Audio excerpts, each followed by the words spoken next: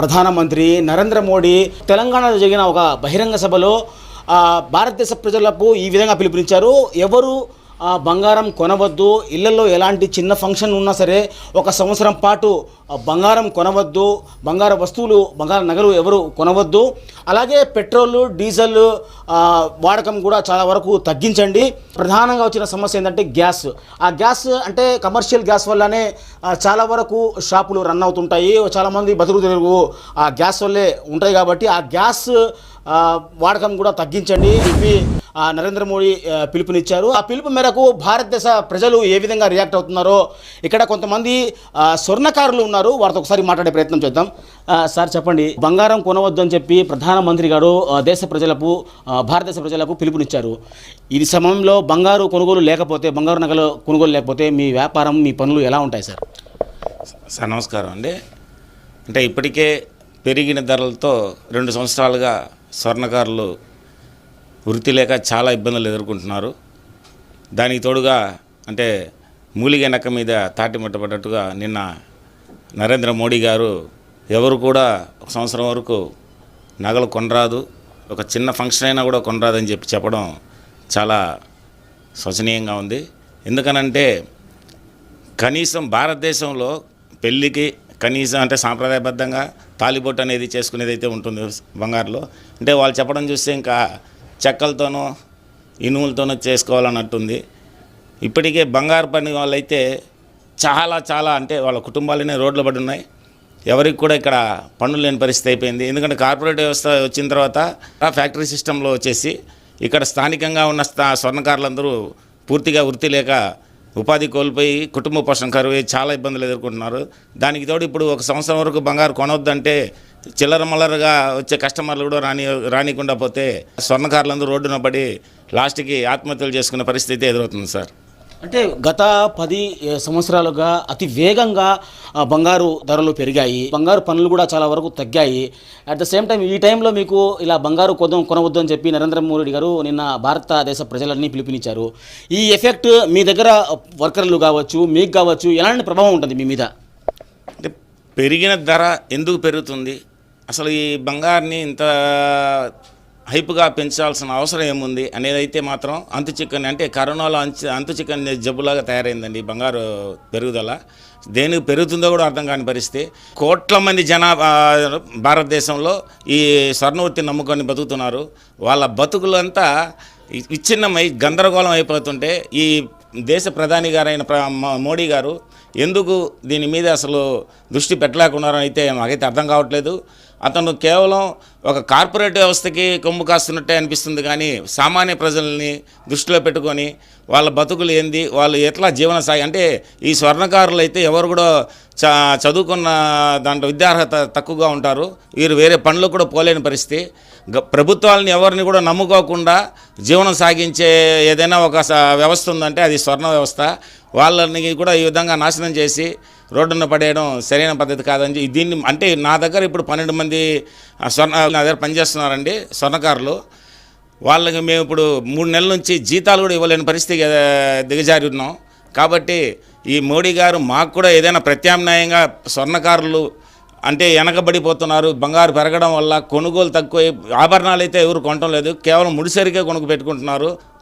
స్వర్ణంగా కొనుక్కునేది ఏదంటే ముడిసరు కొనుక్కోవడం వల్ల మేమంతా పూర్తిగా నాశనం అయిపోతున్నాం. కాబట్టి మోడీ గారు దీని మీద ఖచ్చితంగా మీరు దృష్టి సారించి స్వర్ణకారులు ఏ విధంగా ముందుకు వెళ్ళాలో ఆ విధంగా మాకు ఒక మంచి ప్రత్యామ్నాయంగా ఒక మంచి కార్యాచరణ రూపొందించాలని ఈ సందర్భంగా కూడా మేము తెలియజేసుకుంటాం.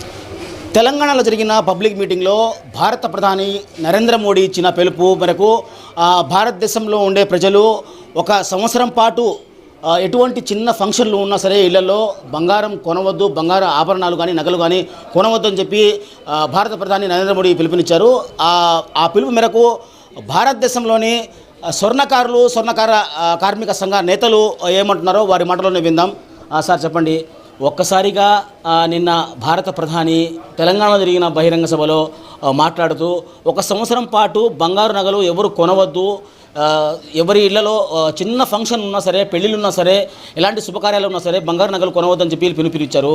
దాన్ని ఏ విధంగా చూస్తున్నారు మీరు? ఒక స్వర్ణకార నేతగా మీరు ఏ విధంగా చూస్తున్నారు? తప్పకుండా సార్. నా పేరు ఎస్కే రియాజ్, సింహపురి స్వర్ణకార సంఘం అధ్యక్షుడిని. ఆ రోజు ఆదివారం రోజు ఏదైతే స్టేట్మెంట్ వచ్చిందో పక్క ఒక గంట నుంచి మనకు అన్ని సోషల్ మీడియాలో కానీ మీడియాలో కానీ ఈ మాట విన్న అప్పటి నుంచి మేము చాలా బాధలో మునిగిపోయి ఉన్నాము.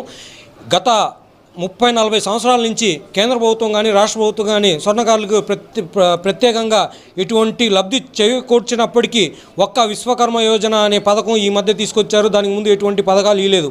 ఇటువంటి పరిస్థితుల్లో స్వర్ణకారులు అనేక ఇబ్బందుల్లో ఆత్మహత్యలు, సైనట్ చావులతో సస్తా ఉంటే ప్రస్తుతం మోడీ మన ప్రధానమంత్రి గారు ఇచ్చిన పిలుపుతో ఇంకా ఎంతమంది ఏ విధంగా అయిపోతారు అనేది అర్థం కావట్లేదు. ఈ స్టేట్మెంట్ని మేము ఖచ్చితంగా ఖండిస్తున్నాం. స్వర్ణకారుల సంఘాలన్నీ ఏకమవుతాయి. త్వరలో రాబోయే రోజుల్లో మేము ఈ సమస్య మీద ఖచ్చితంగా కేంద్ర రాష్ట్ర ప్రభుత్వ దృష్టికి తీసుకుపోయేదానికి ఏం చర్యలు తీసుకునేయాలని చర్చలు జరుపుతున్నాం. ఈ స్టేట్మెంట్ అయితే మేము ఖచ్చితంగా ఖండిస్తున్నాం. దీనివల్ల స్వర్ణకారులకి ఖచ్చితంగా నష్టం జరుగుతుందని మేము ఖచ్చితంగా భావిస్తున్నాం. అంటే ఇప్పుడు ప్రస్తుతము మన భారతదేశంలో ఎంతమంది స్వర్ణకారులు ఉన్నారు? సంవత్సరం పాటు ఈ బంగారం నగల ట్రాన్సాక్షన్ జరగకపోతే ఎన్ని వేల మంది, ఎన్ని లక్షల మంది కుటుంబాలు రోడ్ల మీదకి వస్తాయి? ఎలా ఉంటుంది పరిస్థితి? ప్రస్తుతానికైతే మనకు ఆంధ్రప్రదేశ్ డేటా అయితే మన దగ్గర ఉంది సార్. దేశవ్యాప్త డేటా లేదు. దేశవ్యాప్తంగా కోట్ల మంది స్వర్ణకారులు అయితే ఖచ్చితంగా ఉంటారు. ఆంధ్ర రాష్ట్రంలోనే 150,000 మంది కుటుంబాలు ఈ స్వర్ణవర్తి మీద జీవనం ఆధారపడి బ్రతుకుతున్నారు.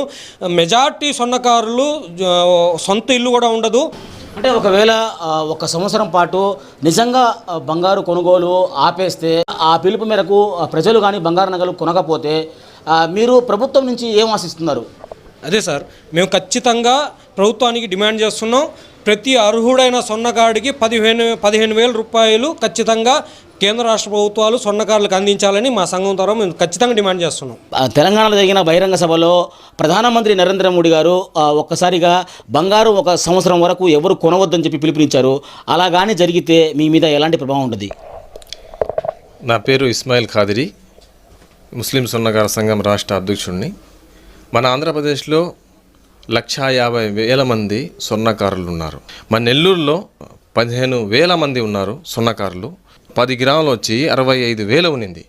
ఇప్పుడు 150,000 వచ్చేసింది. దాని ప్రభావం వల్ల స్వర్ణకారులకి పనులు లేకుండా అయిపోయాయి. కానీ ఇప్పుడున్న పరిస్థితుల్లో ఇలాగుంది.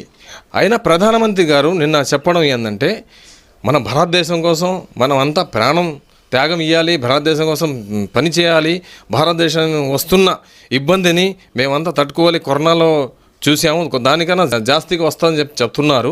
కానీ ఏంటంటే ఇప్పుడున్న పరిస్థితిలో మనకు ప్రత్యామ్నాయంగా మన స్వర్ణకారులకి మన ఆంధ్రప్రదేశ్లోనే కాదు, మన నెల్లూరులోనే కాదు, పూర్తి భారతదేశంలో ఎంతమంది స్వర్ణకారులు ఉన్నారు, అంతమందికి ఏమైనా న్యాయం చేసి ఈ మాట చెప్పి ఉంటే బాగుంటుందని చెప్పి నేను అనుకుంటున్నాను.